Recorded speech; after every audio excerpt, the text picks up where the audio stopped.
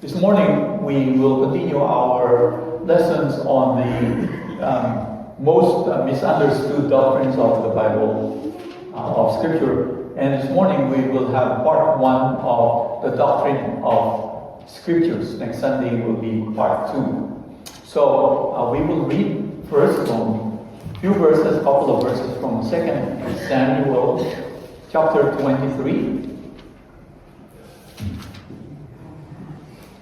And we will read from verse 2. The word of the Lord. The Spirit of the Lord speaks by me. His word is on my tongue. The God of Israel has spoken. Then we go to Hebrews, the first 2 verses of the book of Hebrews.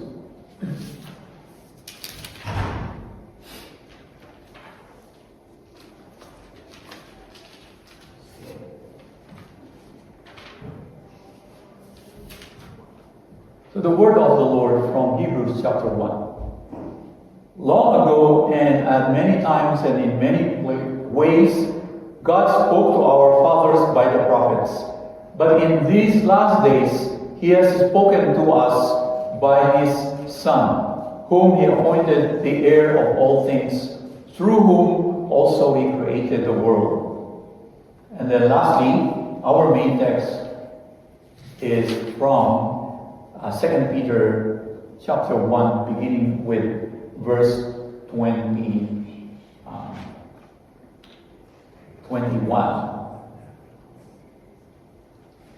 Or 20. The word of the Lord. Knowing this, first of all, that no prophecy of Scripture comes from someone's own interpretation. For no prophecy was ever produced by the will of man, but men spoke from God as they were carried along by the Holy Spirit. Thus far the reading of God's holy and inerrant word. And then I will also read 3 articles from the Belgic Confession of Faith. Articles 2, 3, and 5. So 2, 3, and 5. I will read it and you can follow on the overhead. Article 2. The means by which we know God. We know Him by 2 means.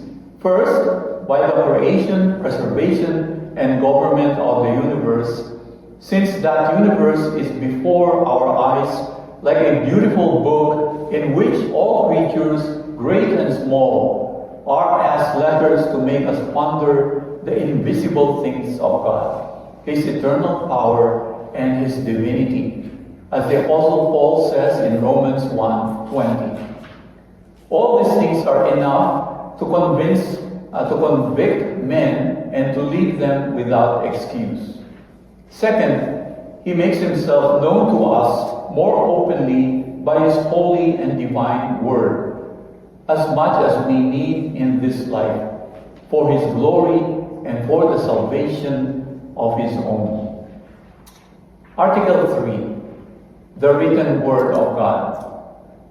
We confess that this word of God was not sent nor delivered by the will of men, but that holy men of God spoke, being moved by the Holy Spirit, as Peter says. Afterwards, our God, because of the special care He has for us and our salvation, commanded His servants, the prophets and apostles, to commit this revealed word to writing. He Himself wrote with His own fingers the 2 tablets of the law. Therefore we call such writings holy and divine Scriptures. And then from Article 5, the authority of Scripture. We receive all these books, and this only as holy and canonical, for the regulating, founding, and establishing of our faith.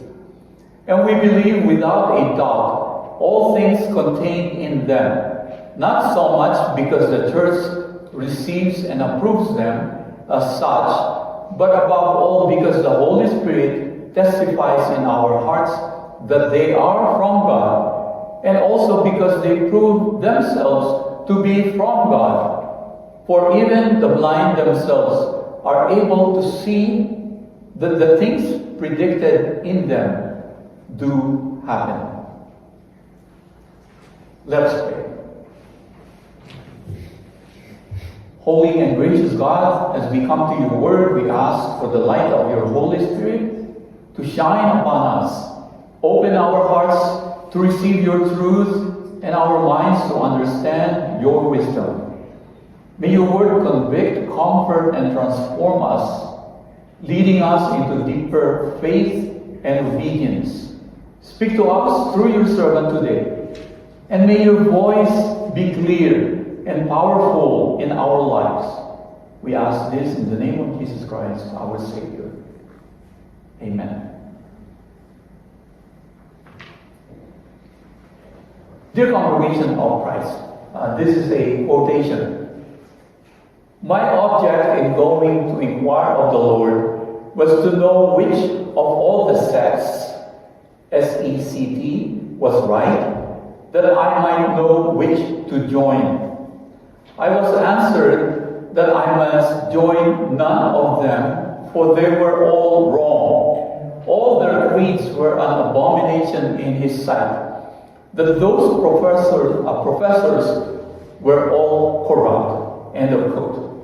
So these words were from a written account of what's called the first vision of Joseph Smith in Palmyra, New York in 1820. He was the founder of what's called the Church of Jesus Christ of the Latter-day Saints, now commonly known as Mormonism. 3 years later, he had another vision, this time of an angel named Moroni. The angel revealed to him that, and I quote, God had a work for me to do. He said there was a book deposited, written upon gold plates, giving an account of the former inhabitants of this continent, America, and the source from whence they sprang. End of quote. So he went to a place where the gold plates were supposed to be buried and dug them up. As he was walking home with the plates, a man attacked him, but he was able to outrun the attacker. So a modern Mormon apostle himself estimates that the gold plates weighed about 118 pounds. Most researchers agree that it would have been impossible for Joseph Smith to have run at top speed, carrying 118 pounds for 3 miles to run away from his attacker. All cults, including Mormonism, began with leaders who claimed to have had divine revelations, appointing them to establish the only true religion. Many of these cults, driven by their leaders' pursuit of power and control, have focused on teachings about money and sex, leading to the abuse of both children and adults.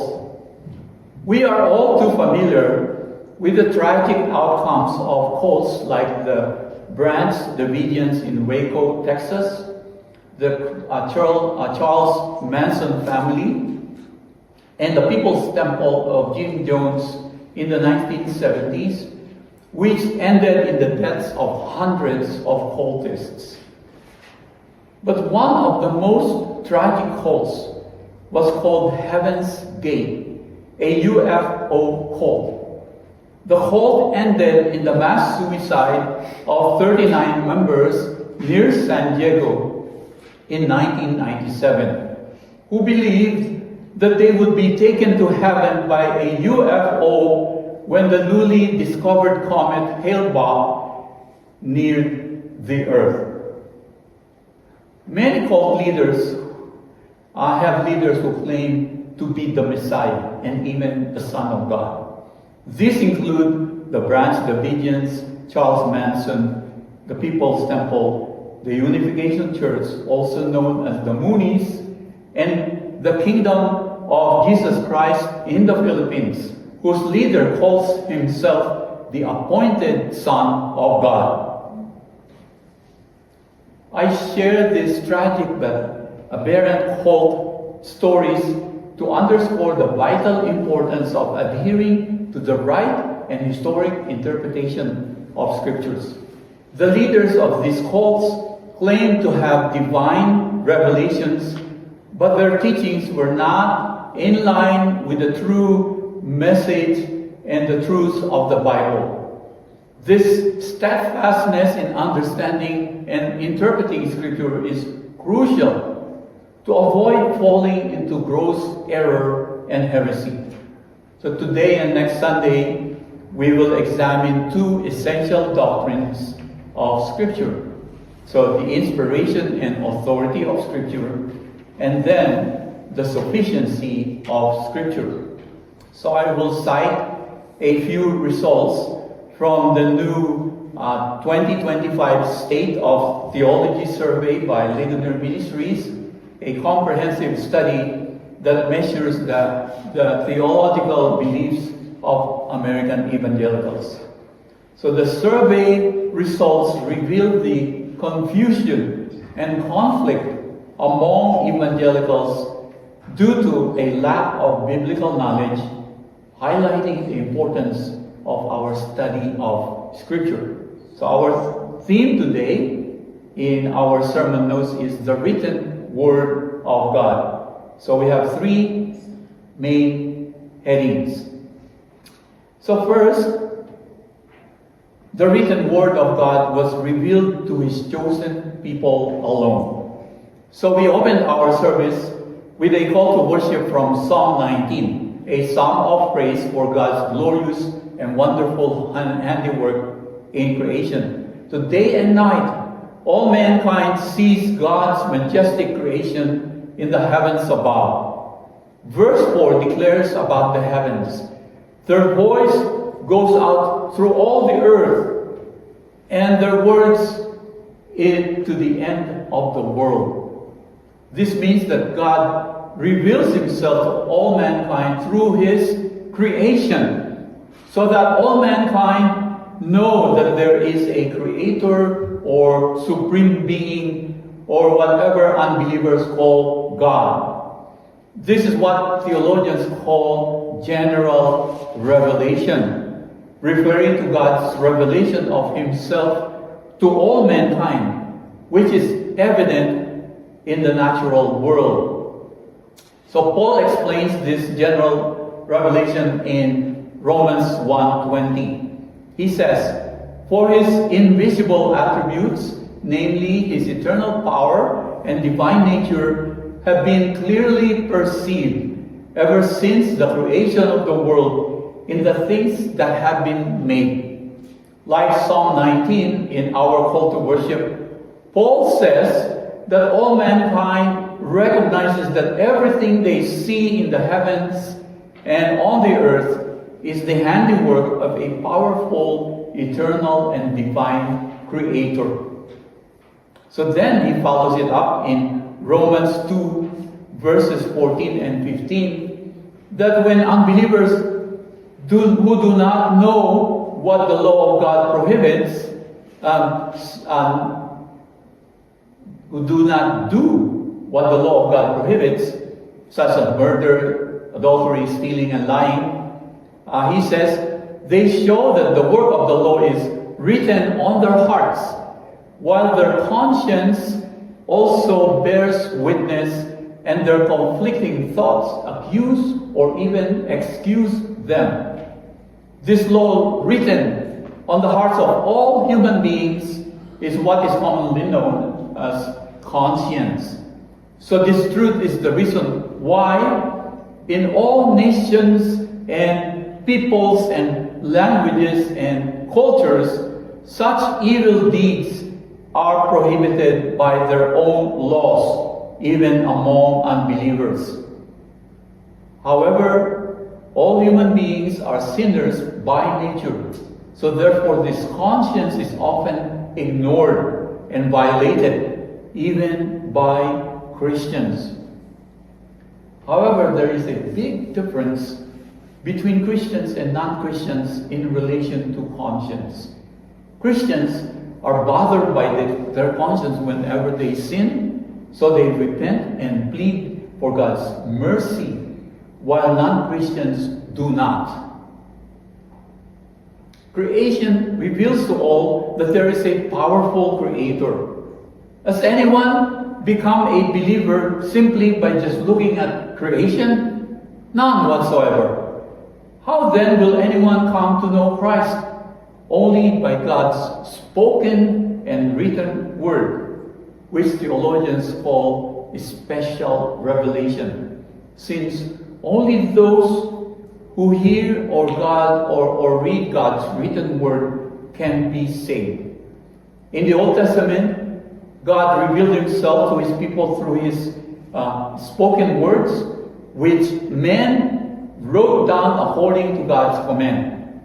The writers prophesied that an anointed one, the Messiah, would come in the fullness of time.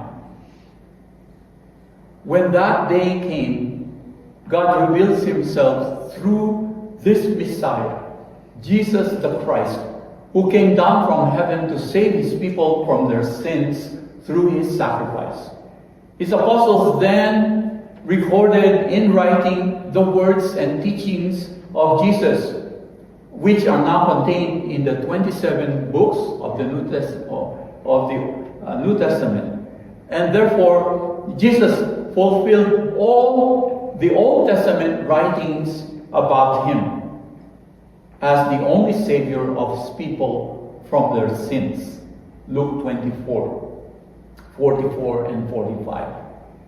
So in one of Peter's teachings, he declared to the rulers of Israel in Acts 4:12, "There is salvation in no one else, for there is no other name under heaven given among men by which we must be saved." Suppose there were as many pagan idol gods as there are stars in heaven. Not even one person can be saved by all of them.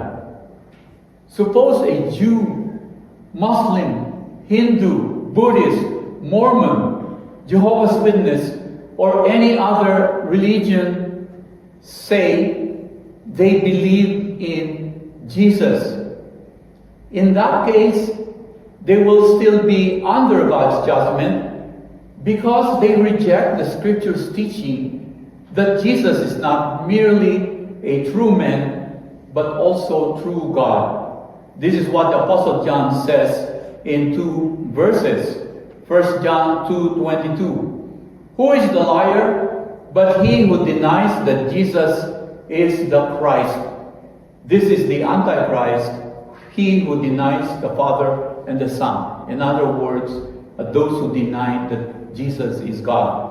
And then in 2 John verse 7, "Those who do not confess the coming of Jesus in the flesh, such a one is the deceiver and the Antichrist," meaning those who do not believe that Jesus is also true man. Therefore, God reveals his power and divine nature to all mankind through his creation, leaving them without excuse for rejecting him as God the Creator, and refusing to be accountable to him. But he reveals himself in Jesus Christ, his Son, as Savior in his written word only to his beloved people. Secondly, the Scriptures were not written from the will of men. In our text, Apostle Peter says, "No prophecy of Scriptures comes from someone's own interpretation, for no prophecy was ever produced by the will of men." How then did God reveal his prophecy, his word, to his people? He revealed himself, his redemptive plan, and his will for his people in the pages of Scripture. Unlike all human-authored books on Amazon, Scriptures are considered holy and divine, and therefore are not the product of human imagination, reasoning, bias, or personal agenda. It is impossible that the Holy Scriptures originate from human initiative or subjective ideas, for sinful thoughts corrupt all human beings. It is holy and divine. For how could 66 books written over a span of 1500 years and authored by approximately 40 different authors convey the same doctrines without any hint of conflict or confusion?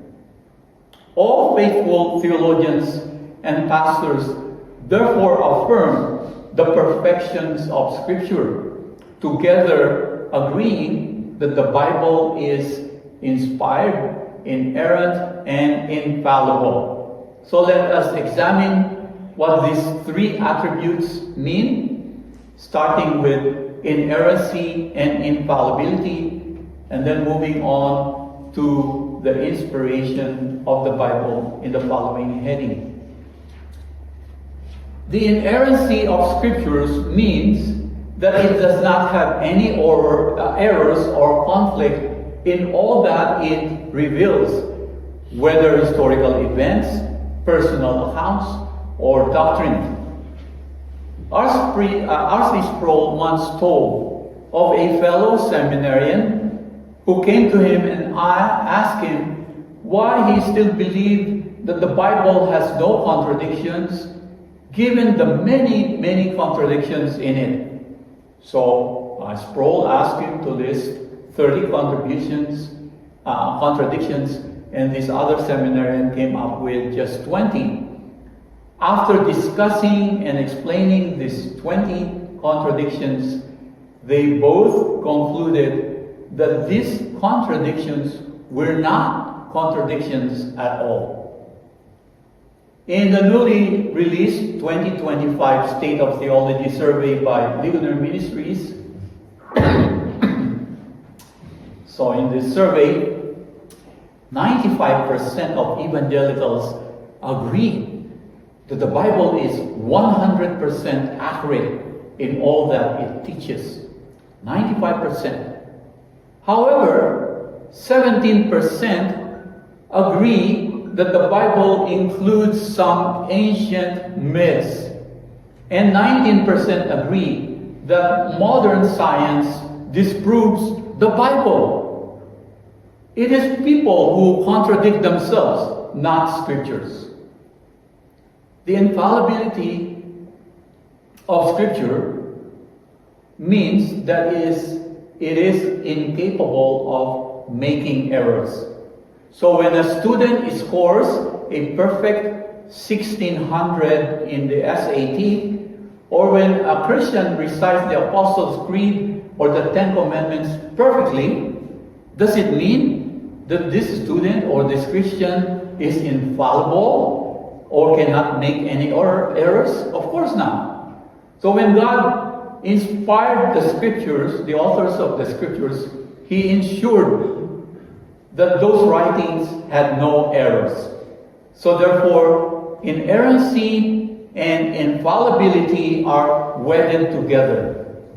If the Bible is capable of having errors, then it must have errors. But the Holy Spirit made this an impossibility. These two attributes of Scriptures are a great comfort and assurance to all Christians. It means that what we are reading is the absolute truth, that it will never lead us to unbelief. It will lead us to our beliefs, worship, and life. All that it promises us will be fulfilled. It prevents us from having doubts and questions when we are going through grief loneliness, and afflictions. It engages our minds to prevent us from being seduced by our corrupt culture. Lastly, it is the common, solid foundation of the Christian faith and churches, promoting unity and peace within congregations. So lastly, the words of God were written or inspired by the Holy Spirit. Apostle Peter declares that men spoke from God as they were carried along by the Holy Spirit.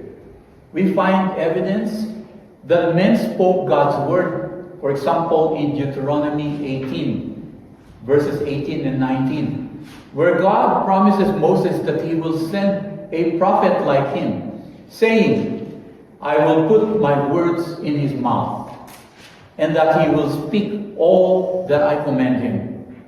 Therefore, all God's prophets speak, he says, in my name.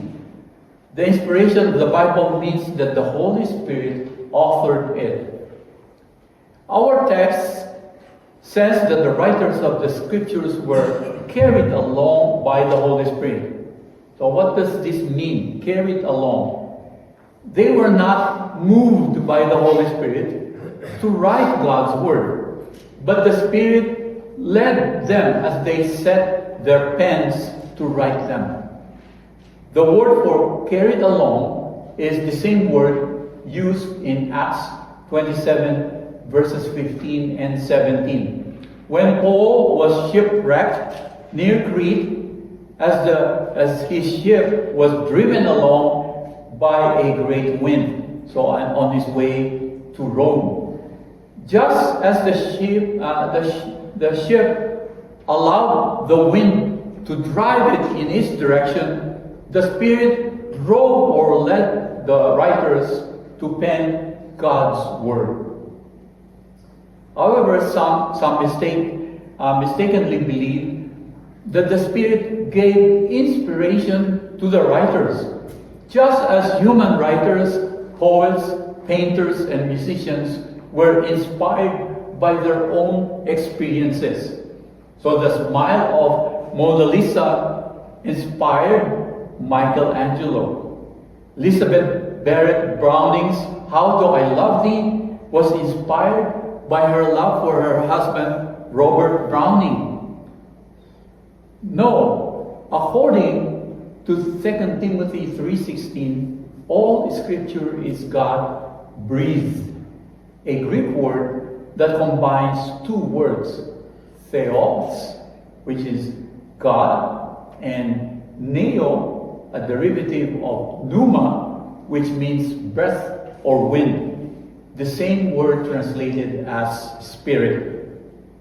So this is why the King James Version translates the word as given by inspiration of God. In Exodus 31:18, God gave Moses 2 tablets of stone on which he wrote his law by his own finger. Another erroneous view of the inspiration of Scripture is that God literally dictated every single word to the writers.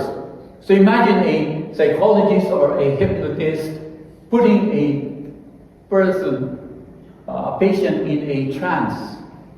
And this is precisely the teaching of Muslims about the Quran, where Allah actually moved the pen of Muhammad to write the Quran. Our view is different from all these other mistaken views. We believe that God carried along the writers using their personal background, including their vocation, education, work, style, vocabulary, and research. Matthew wrote to his Jewish audience, Mark to his Gentile audience, Luke with his medical knowledge, and John as a Jewish fisherman. Paul use the language of a well-educated.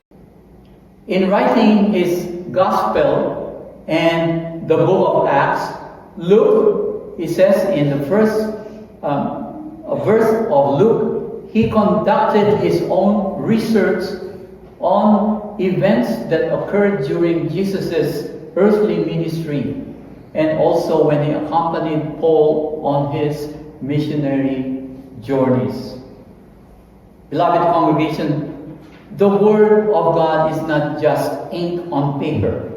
It is the living, breathing revelation of our Creator, given to guide, convict, and transform us. It is through this Word that we come to know the truth about ourselves, our sin, and our salvation, and our Savior. They are the foundation upon which our faith stands and the light that leads us through the darkness of this world. Let us not take this divine gift for granted.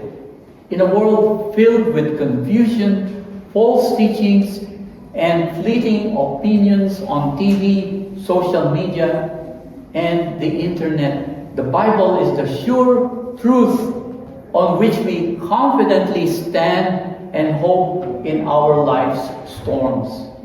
Let us commit ourselves to reading it, meditating on it, and living by it, for in its pages we find the words of eternal life. To God alone be the glory, now and forever. Amen.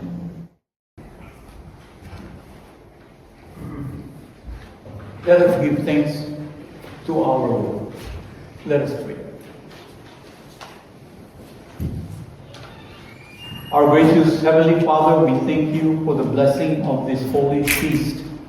Although we are unworthy to share this meal with you, it is only by your invitation and rest in Christ's righteousness that we have come boldly into the Holy of Holies. Instead of wrath, we have received your pardon. In the place of fear, we have been given hope. Our high priest and mediator of the new covenant has reconciled us to you, and even now intercedes for us at your right hand. Please strengthen us by these gifts, so that relying only on your promise to save sinners who call on Jesus' name, we may by your Spirit honor you with our souls and bodies, to the honor and glory of your holy name. Heavenly Father, we thank you for the truth of your word that has been spoken to us. Help us not to be hearers only, but doers of your word. May the message we have received today from you take root in our hearts and bear fruit in our lives. Strengthen us to live according to your will, trusting in your promises, and walking in your ways. Empower us by your Spirit to reflect and demonstrate your love and truth in all that we do, for your glory and the advancement of your kingdom. In Jesus' name we pray. Amen.